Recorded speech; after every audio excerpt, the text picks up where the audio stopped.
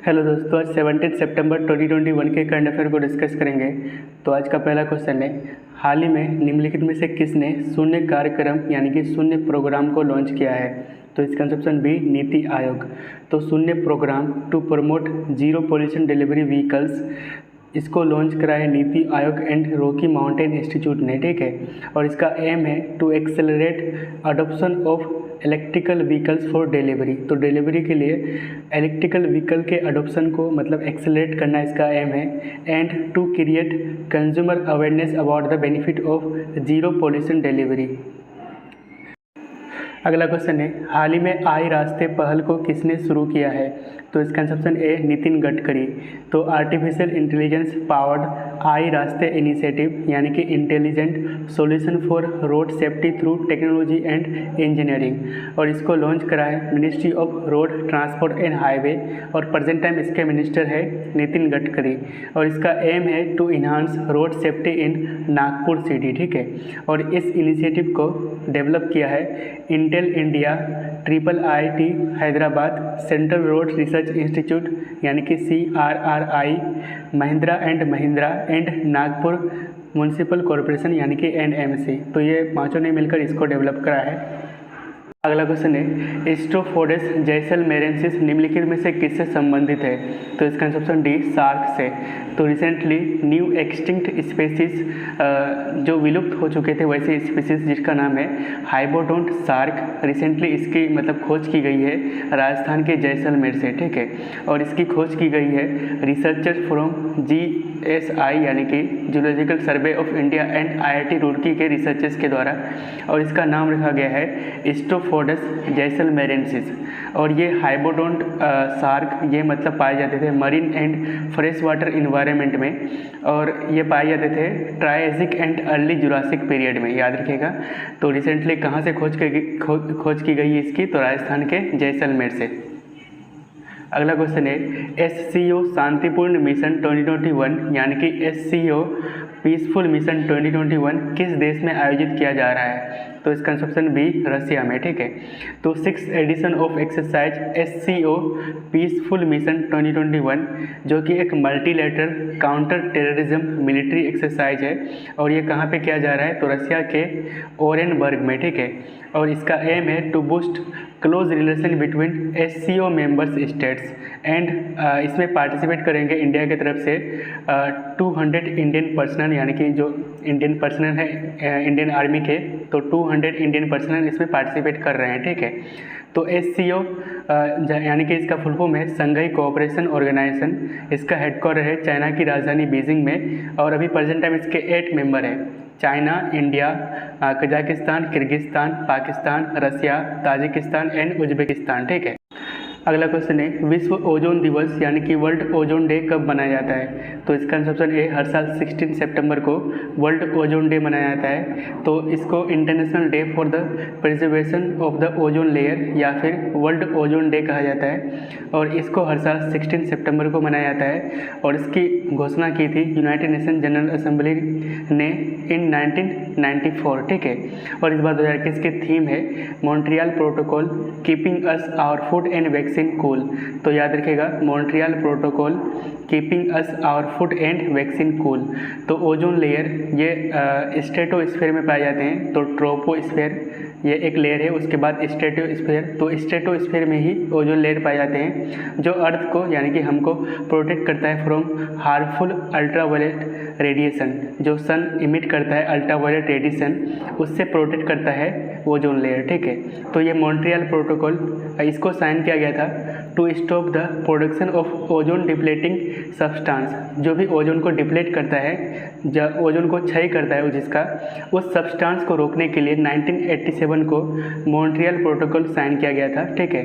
और ऐसे मतलब कुछ ओजोन डिप्लेटिंग सब्सटेंस है जैसे कि एरोसोल्स, क्लोरोफ्लोरोकार्बन एंड हेलोन्स, ठीक है। तो ये सारे सब्सटेंस इसको मेनली कूलिंग या फिर रेफ्रिजरेटिंग पर्पज़ के लिए यूज़ किया जाता है, और यही मेन कारण होता है ओजोन डिप्लेटिंग के लिए, ठीक है। अगला क्वेश्चन है, रेल कौशल विकास योजना निम्नलिखित में से किसके द्वारा शुरू किया गया है? तो इसका ऑप्शन बी इंडियन रेलवे के द्वारा, तो रेल से इंडियन रेलवे याद रख सकते हैं। तो रेल कौशल विकास योजना इसको लॉन्च करा है मिनिस्ट्री ऑफ रेलवे ने, और प्रेजेंट टाइम इसके मिनिस्टर है अश्विनी वैष्णव, याद रखेगा। और इस स्कीम के तहत 50,000 यूथ जिसका उम्र 18 से 35 साल के बीच है उसको ट्रेनिंग दिया जाएगा इन नेक्स्ट 3 ईयर्स, ठीक है। अच्छा, इसमें मतलब जो यूथ को ट्रेनिंग दिए जाएंगे तो वो 3 क्षेत्र में, मतलब 4 क्षेत्र में दिए जाएंगे, electrician, welder, machinist and fitter, ठीक है। तो ये 4 मतलब क्षेत्र हैं जहाँ पे यूथ को ट्रेनिंग दिए जाएंगे, ठीक है। तो ये कुछ इंपॉर्टेंट प्लान या फिर स्कीम है, उसको रिवीजन कर लेते हैं। तो 1 स्टॉप 1 सेंटर इसको लॉन्च करा था ministry of women and child development ने to help women affected by violence. SAGE project इसको लॉन्च किया था ministry of social justice and empowerment ने फॉर एल्डरली, यानी कि बुजुर्ग लोगों के लिए इसको लॉन्च किया गया था। मिशन रेनबो 3.0 इसको लॉन्च किया था ministry of health and family welfare ने for children and pregnant women. Startup India seed fund scheme इसको लॉन्च किया था ministry of commerce and industry ने to provide financial assistant to startup, ठीक है। वहीं पे सार्थक प्लान इसको लॉन्च किया था मिनिस्ट्री ऑफ एजुकेशन ने, एंड इसको लॉन्च किया था to implement new education policy easily. अगला क्वेश्चन है the 100 most influential people of 2021, ये लिस्ट किसके द्वारा जारी किया गया है? तो इसका ऑप्शन ए टाइम मैगजीन के द्वारा।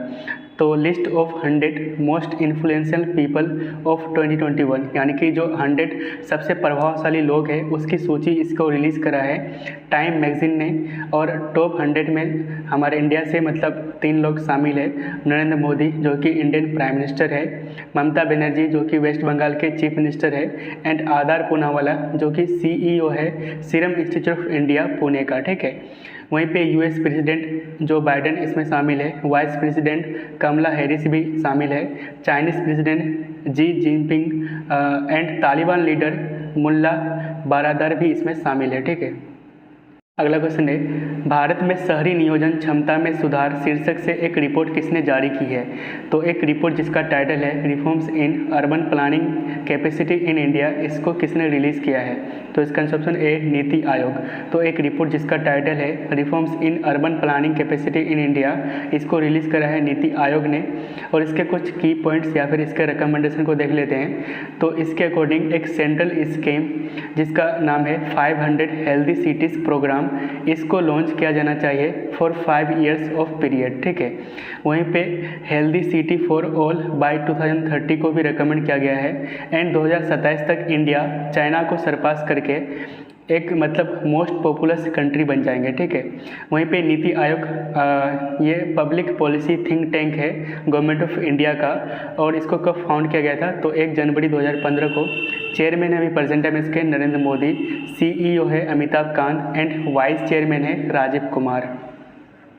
अगला क्वेश्चन है कार्बन डाइऑक्साइड को कैप्चर करने के लिए भारत का पहला संयंत्र यानी कि प्लांट किसने चालू किया है? तो इसका ऑप्शन सी टाटा स्टील ने। तो इंडिया का पहला प्लांट जो कार्बन डाइऑक्साइड को कैप्चर कर सकता है और इसको मतलब शुरू किया है टाटा स्टील ने, एंड ये कैप्चर कर सकता है 5 tons carbon dioxide per day from blast furnace, ठीक है। और ये कहाँ पे शुरू किया गया है? तो जमशेदपुर वर्क में। अगला क्वेश्चन है हाल ही में एक्सरसाइज जयपथ 2021 किस देश में आयोजित किया गया है? तो इसका ऑप्शन ए रसिया में, ठीक है। तो जयपथ 2021 जो कि एक मल्टीनेशनल मिलिट्री एक्सरसाइज था और रिसेंटली इसका समाप्ति यानी कि इसका कंक्लूड हुआ, ठीक है। और ये कहाँ पे किया? रसिया के निज प्रांत में, ठीक है। और इसमें लगभग इंडिया की तरफ से इंडियन आर्मी से 200 पर्सनल यानी कि जवान शामिल हुए थे। तो कुछ रिसेंट एक्सरसाइज को रिवीजन कर लेते हैं। तो काज इंद 2021 ये इंडिया और कजाकिस्तान के बीच हुआ। जैर अल बहर इंडिया और कतर के बीच हुआ जो कि एक नेवल एक्सरसाइज था। जैद तलवार 2021 ये इंडिया और UAE के बीच हुआ। इंदिरा 2021 इंडिया और रसिया के बीच। वहीं पे एक्सरसाइज कोंकण 2021 इंडिया और UK के बीच, ये इंग्लिश चैनल में हुआ था। अल मोहिद अल हिंदी 2021 ये इंडिया और सऊदी अरबिया के बीच पहला नेवल एक्सरसाइज था।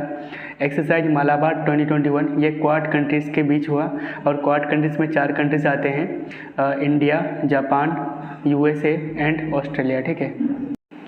अगला क्वेश्चन है, थानु पद्मनाभन निम्नलिखित में से किससे संबंधित थे? तो इसका ऑप्शन बी फिजिसिस्ट यानी कि भौतिकी।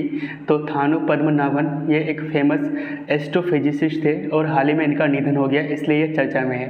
तो इनको 2007 में पद्मश्री से सम्मानित किया गया था एंड 1996 में साइंस के क्षेत्र में ये पुरस्कार दिया जाता है, शांति स्वरूप भटनागर अवार्ड से सम्मानित किया गया था। ठीक है, तो ये प्रीवियस डे का क्वेश्चन है, तो इसका आंसर कमेंट में जरूर दीजिएगा। तो क्वेश्चन है, भारत के यूपीआई को किस देश के पे नाउ से जोड़ा जाएगा?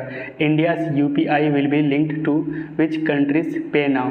तो आपका ऑप्शन है Singapore, Indonesia, Japan and America.